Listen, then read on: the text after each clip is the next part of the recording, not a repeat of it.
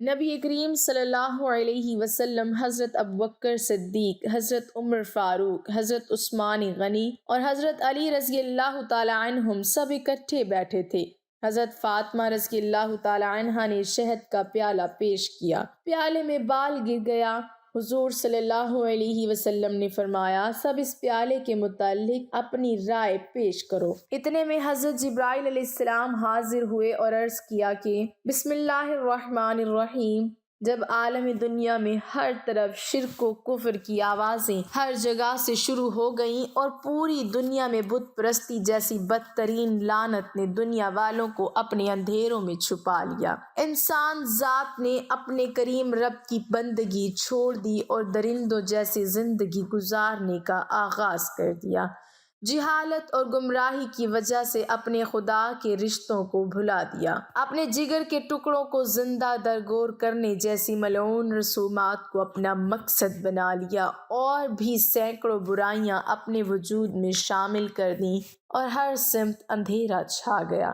اس وقت اللہ تعالیٰ کی ذات کو انسان ذات کی حالت پر رحم آ گیا اور اپنے محبوب و برگزیدہ پیغمبر صلی اللہ علیہ وسلم کو دنیا کا آخری پیغمبر و ہادی بنا کر دنیا میں انسان ذات کی رہنمائی کے لیے پیدا فرمایا۔ جب نبی مکرم صلی اللہ علیہ وسلم نے اپنی زبان اطہر سے اپنی پروردگار عالم کا پیغام لوگوں تک پہنچانا شروع کیا تو ہر طرف سے اس رسول مکرم صلی اللہ علیہ وسلم کو لوگوں نے اس پیغام سے روکنے کی کوشش شروع کر دی، اور جس شخص نے آپ صلی اللہ علیہ وسلم کے پیغام کو قبول کیا اس پر مصیبتوں کے پہاڑ گرانے شروع کر دیے اور طرح طرح کی اذیتیں دینا شروع کر دیں۔ لیکن یہ شمع رسالت کے پروانے، آسمان نبوت کے چمکتے ستارے، بستان نبوت کے مہکتے پھول، آفتاب رسالت کی چمکیلی شعاعیں اور آغوش نبوت کی پروردہ ہستیاں اپنے آقا صلی اللہ علیہ وسلم پر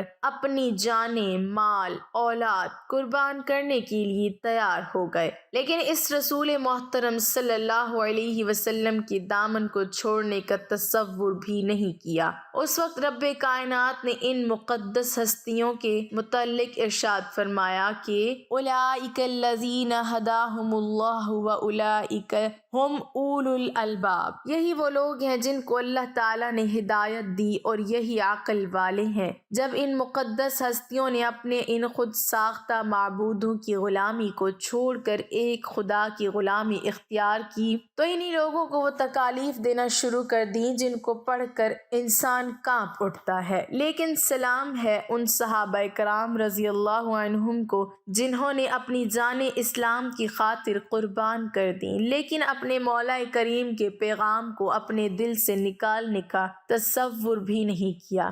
ان مقدس ہستیوں کے واقعات کو پڑھ کر ایک مسلمان کا ایمان شک و شبہات سے پاک ہو جاتا ہے اور ہر قدم پر اپنی کامیابی کا یقین زیادہ بڑھ جاتا ہے۔ حضرت یاسر بن عامر رضی اللہ عنہ یمن کے باشندے تھے۔ یہ آپس میں 4 بھائی تھے۔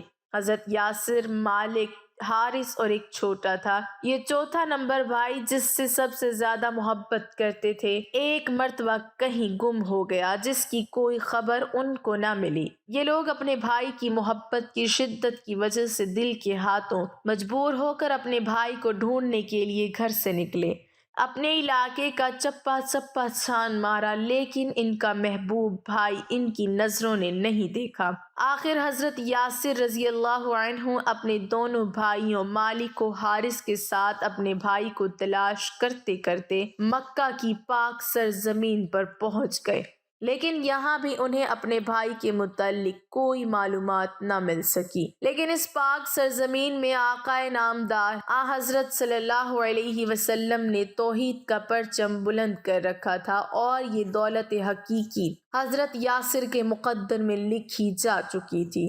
جیسے ہی یہ اعلان اس مقدس شخصیت کے کانوں میں پہنچا تو اپنے بھائیوں کو کہنے لگا کہ میں نے وہ دولت ابدی حاصل کر لی ہے کہ اب مجھے کسی دوسری چیز کی ضرورت نہیں ہے۔ اگر رہنا چاہتے ہو تو میرے ساتھ رہ سکتے ہو، ورنہ تم اپنی مرضی سے مجھے چھوڑ کر جا سکتے ہو۔ مجھے تم سے شکایت نہیں ہے، یہ بات سن کر دونوں بھائی مایوس ہو کر سرزمین مکہ پاک سے اپنے ملک یمن چلے گئے، لیکن حضرت یاسر بن عامر رضی اللہ عنہ مکہ پاک میں سکونت اختیار کر دی اور یہاں ابو حذیفہ بن مغیرہ سے حلیفانہ تعلقات پیدا کر لیے۔ ابو حذیفہ نے اپنی ایک نیک سیرت لونڈی حضرت سمیہ بنت خبات رضی اللہ تعالی عنہا حضرت یاسر بن عامر رضی اللہ تعالی عنہ کو بخش دی، جس سے انہوں نے نکاح کر لیا اور اپنی زندگی کے دن مکہ پاک میں گزارنے لگے۔ بالآخر قدرت نے حضرت یاسر اور حضرت سمیہ رضی اللہ عنہما کو ایک خوبصورت السیرت بچہ عطا فرمایا،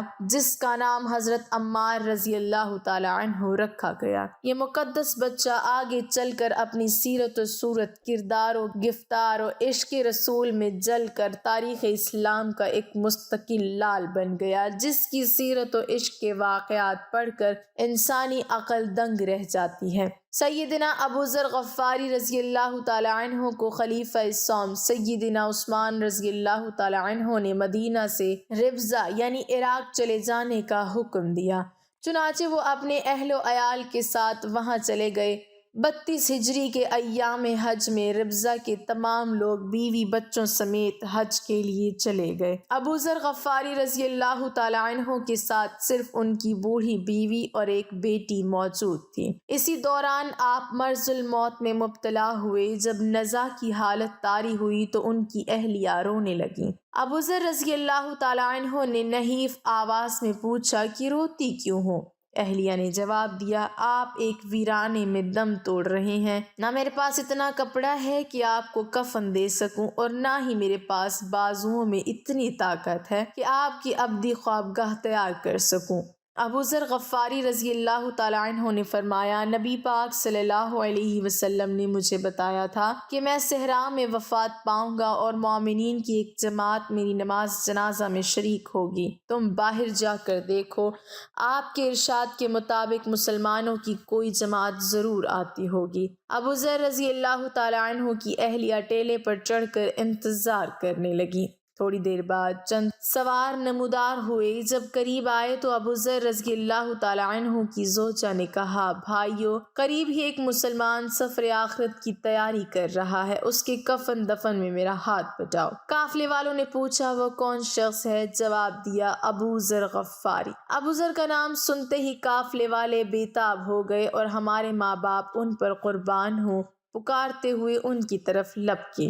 یہ لوگ ابو ذر رضی اللہ تعالی عنہ کے پاس پہنچے اور انہوں نے بسم اللہ و باللہ وعلی ملت رسول اللہ کہہ کر جان آفرین کے سپرد کر دی۔ فقہ امت سیدنا عبداللہ بن مسعود رضی اللہ تعالی عنہ نے آپ کی نماز جنازہ پڑھائی اور پھر سب نے مل کر اس آفتاب رشد و ہدایت کو سپرد خاک کر دیا۔ ایک مرتبہ نبی کریم صلی اللہ علیہ وسلم حضرت ابو بکر صدیق رضی اللہ تعالی عنہ، حضرت عمر فاروق رضی اللہ تعالی عنہ اور حضرت عثمان رضی اللہ تعالی عنہ، یہ بزرگ حضرات حضرت علی رضی اللہ تعالی عنہ کے مکان میں تشریف لے گئے۔ اس مبارک مجلس میں سرور کونین صلی اللہ علیہ وسلم اور چاروں خلفائے راشدین موجود ہیں۔ حضرت علی رضی اللہ تعالی عنہ اور ان کی زوجہ حضرت فاطمہ الزہرا رضی اللہ تعالی عنہا مہمانوں کی خاطر تواضع کرنے کے لیے ان کے پاس جو سب سے بہترین چیز تھی وہ پیش کی۔ ایک شہد کا پیالہ لائیں۔ وہ خوبصورت اور چمکدار پیالہ تھا۔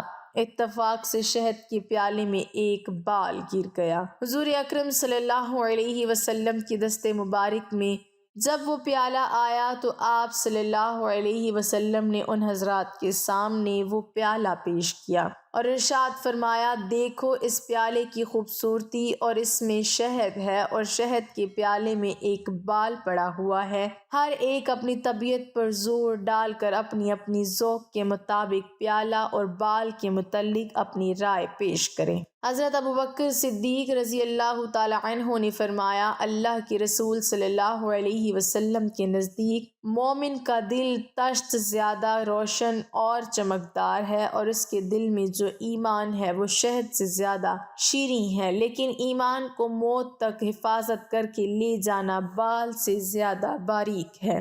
حضرت عمر فاروق رضی اللہ تعالی عنہ کے سامنے جب یہ پیالہ آیا تو حضرت عمر فاروق رضی اللہ تعالی عنہ نے فرمایا، یا رسول اللہ صلی اللہ علیہ وسلم، حکومت اس تشت سے زیادہ چمکدار اور روشن ہے، حکمرانی کرنا شہد سے زیادہ شیریں ہے، لیکن حکومت میں عدل و انصاف کرنا بال سے زیادہ باریک ہے۔ حضرت عثمان غنی رضی اللہ تعالی عنہ نے فرمایا، یا رسول اللہ صلی اللہ علیہ وسلم، میرے نزدیک علم دین تشت سے زیادہ روشن اور علم دین سیکھنا شہد سے زیادہ شیریں ہے، لیکن اس پر عمل کرنا بال سے زیادہ باریک ہے۔